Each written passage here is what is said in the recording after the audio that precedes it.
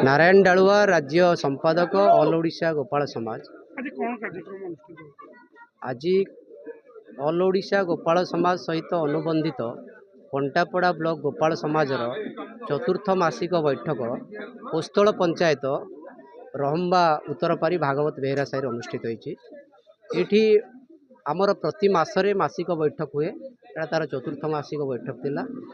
आम संघर सभापति वेणुधर जट्ट, संपादक डॉक्टर विजयराम दास एवं कोषाध्यक्ष बट्टकृष्ण बेहरा, श्री सुकांत बेहरा उपसभापति, सह संपादक दिलीप बेहरा एवं राज्यर उपसभापति ऑल ओडिशा गोपाल समाजर श्रीजुक्त मनोज कुमार दास अतिथि भाव जोगदे। आमर निष्पत्ति होईची कंटापड़ा ब्लॉक ओडिशार एक आगुआ ब्लॉक। एठी कंटापड़ा ब्लॉक रो गोपाल भाई मानकर सामाजिक, अर्थनैतिक, सांस्कृतिक, शैक्षिक, राजनैतिक विकास पाई गोपाल समाज कंटापड़ा ब्लॉक गोपाल समाज काम करुछि। 4 मास हेलाणी जन्म नहीं कार्य करुछि। विशेषकर ये अंचल एक दुग्धर बेल्ट अंचल, तेणु चाषी मानकर दुग्ध नियाली कंटापड़ा बारंग बिरिडी जो अंचल आम अच्छु, ये अंचल दैनंदिन कटक, भुवनेश्वर, राउरकेला सहर को पाखापाखि आम 200 टन छेना पनीर एवं 30,000 लिटर दुग्ध जोगई था। किंतु दुग्ध चाषी मानक दुग्धर जो सर्वनिम्न सहायक मूल्य ताहा मिलूना, दुग्धर अभावी बिक्री होची। आमे चाहूँ सरकार एठारू चाषी मानक ठारू दुग्ध को तार मिनिमम सपोर्ट प्राइस बढ़ातु। द्वितीय कथा, जो छेना पनीर जाऊँची तार पाई जो भली भाव में प्रति पंचायत रे बा 2-3टा पंचायत रे धान मंडी कराई, एठी से भली भाव में छेना मंडी तैयारी करा जाऊ। विशेषकर अड़सपुर, कंटापड़ा, नियाली, जलारपुर, पन्नीमाल एवं आपणकर कसरदा, सिठाल जोठी छेना अधिका उत्पादन होची से जगार यही अंचल पाई करा जाऊ, छेना मंडी करा जाऊ। सरकार मध्य जो भली भाव में ये कथा को गुरुत्व दबा कथा, आमे कथा को बारंबार दाबी करिछु सरकार निकट में। सरकार ये कथा को अग्राधिकार दौना। सरकार तो लोकों को सरकार, चाषी को सरकार। माननीय मुख्यमंत्री श्रीजुक्त मोहन चरण माझी वार्ता से लोकों को सरकार। आशा एवं विश्वास अच्छी जे ये कथा को प्रथमे चाषी मानक तांकर अधिकार दिया जाऊ, विशेष भाव में तांको छेना मंडीटा तैयारी करा जाऊ, ये जो जगह गुड़िक कहली से जगह। एवं द्वितीय कथा, चाषी को सर्वनिम्न सहायक मूल्य मिनिमम चाषी की 45 टंका क्षीर लिटर जोगे दि जाऊ। द्वितीय कथा हूँ आमर सांस्कृतिक लौड़ी, रामताली, बंशीवादन, सिंगावादन होची आमर सांस्कृतिक कला, लोककला। आपको ओडिशा सरकार अविलंबे घोषणा करंतु, लोककलार मान्यता दियंतु एवं आम कलाकार मानक कलाकार भत्ता दियंतु। कहीं गोटे जातीय अनुष्ठान भाव में नुहे, गोटे ओडिशार एवं भारत वर्षर संस्कृतिर ऐतिह्यर प्रतीय जदि आम कहवा ताले गोपाल मानकर, जादव मानकर लौड़ी खेल, रामताली, बंशीवादन, सिंगावादन भगवान श्रीकृष्णकर यह हूँ। किंतु सरकार एप्रति ध्यान देना। गोटे 500 वर्ष है जो कला महापुरुष श्री अच्युतानंद दास आम जी आमर गुरु, जी आमर भगवान श्रीकृष्ण को इष्टदेव भावी आम गुरु आमको शिक्षा देते। आम पिला माने गाँ गहली रे कथा करूछंती, किंतु सरकार प्रोत्साहन ना कि कलाकार भत्ता ना, कलाकार कला राज्य सरकार मान्यता ना। आम कौन सरकार विरोधी नुहे, आम सरकार को गठनात्मक भाव में, प्रक्रियात्मक भाव में जमी दाबी पत्र दवा कथा, स्मारक पत्र दवा कथा सेमती दौचु।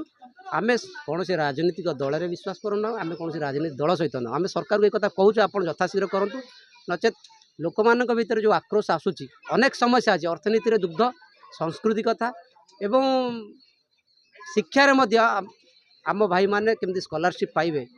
एबे बर्तमान ओडिशा सरकार 2 दिन तले SC ST एवं OBC पाई जो पिला माने 10म एवं 10म तल को शिक्षावृत्ति घोषणा करिसेंती। से शिक्षावृत्ति रे सरकार 2.5 लाख टंका जो माने जो पिला माने पाइबे ତାଙ୍କର ବାର୍ଷିକ ରୋଜଗାର 2.5 ଲକ୍ଷ ଟଙ୍କା କରିଛନ୍ତି।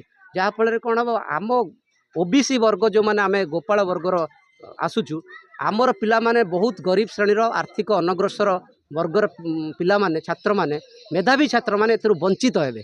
ଆମେ ସରକାରଙ୍କୁ ମାନ୍ୟବର ମୁଖ୍ୟମନ୍ତ୍ରୀ ଶ୍ରୀ ମୋହନ ଚରଣ ମାଝୀଙ୍କୁ ଏବଂ SC ST OBC ର ମନ୍ତ୍ରୀଙ୍କୁ ମଧ୍ୟ ଅନୁରୋଧ କରୁଛୁ, ଆପଣ ଏଇ ଯେଉଁ ଲିମିଟ୍ଟା ଅଛି ଏ ଲିମିଟ୍ଟା ଅତି କମ୍ରେ 5 ଲକ୍ଷ ଟଙ୍କା ବାର୍ଷିକ ରଖନ୍ତୁ, ଯାହାଫଳରେ ଆମ ପିଲାମାନେ ଅଧିକ ଭାବରେ ଏଥିରେ ପାଇବାକୁ ସକ୍ଷମ ହେବେ। ତେଣୁ ଶିକ୍ଷା, ଅର୍ଥନୀତି, ସାମାଜିକ ଏବଂ ଆମ ଭାଇମାନେ ମଧ୍ୟ ଯିଏ ଯେଉଁ ଦଳରେ ଥାନ୍ତୁ, ଆସନ୍ତା ପଞ୍ଚାୟତ ନିର୍ବାଚନରେ ଆମ ଜାତି ସଂଗଠନ ସେମାନଙ୍କ ପଛରେ ଛିଡ଼ା ହେବ। ସେ ସରପଞ୍ଚ, ସମିତି ସଭ୍ୟ, ଜିଲ୍ଲା ପରିଷଦ ଆମ ଭାଇ ଯିଏ ଯେଉଁ ଦଳରେ ଠିଆ ହେବ ଆମେ ତାଙ୍କ ପାଇଁ ରହିବୁ, ଆମ ଭାଇକି ଜିତେଇ ଆଣିବୁ। ଏଇଟା ପଞ୍ଚାୟତରେ ଓବିସି ପାଇଁ ସ୍ୱତନ୍ତ୍ର ସଂରକ୍ଷଣ ଥିଲା, ତା ଗତ ନିର୍ବାଚନରୁ ଉଠି ଯାଇଛି, କ'ଣ ଦାବି ରହିବ? ଗତ ନିର୍ବାଚନ ନୁହେଁ, କଥା ହେଉଛି ସରକାର ଓବିସି ମାନଙ୍କ ପାଇଁ ସରକାରଙ୍କ ମନ ଭିତରେ ଗୋଟେ କୁମ୍ଭୀର କାନ୍ଦଣା ରହିଛି। ସରକାର ପରେ ସରକାର ଆସୁଛି, ସରକାର ଯାଉଛି। ଓବିସି ଏ ରାଜ୍ୟର 54 ଭାଗ ଲୋକ ହେଉଛନ୍ତି ଓବିସି।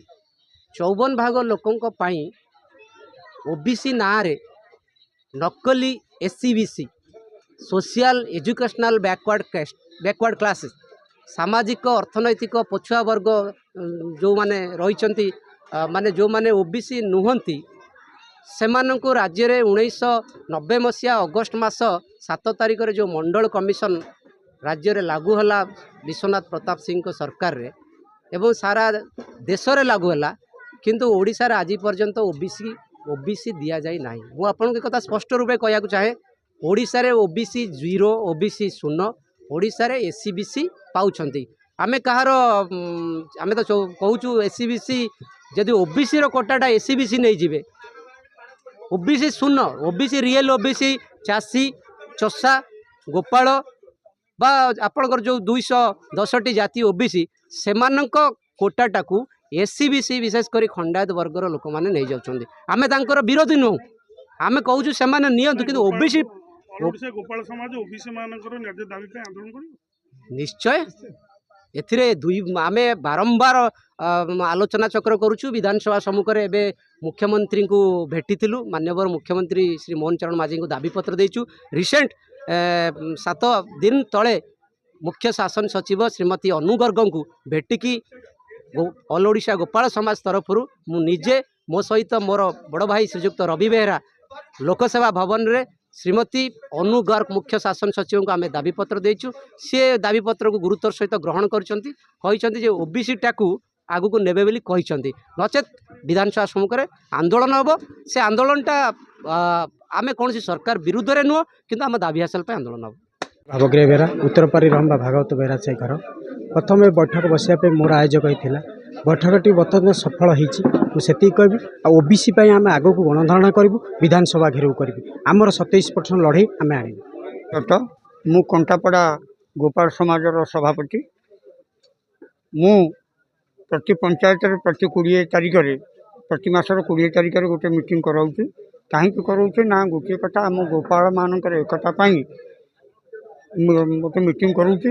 ଇଏ ଏକତାର ମୂଳ ଉଦ୍ଦେଶ୍ୟ ହେଉଛି, ଇଏ ଗୋପାଳ ସରକାରଙ୍କ ପାଖରେ ବହୁତ ଅବହେଳିତ ଅଛି। ତେଣୁ ଆର ସାଂସ୍କୃତିକ, ଅର୍ଥନୈତିକ, ରାଜନୈତିକ ସବୁ କ୍ଷେତ୍ରରେ ଅବହେଳିତ ଅଛି।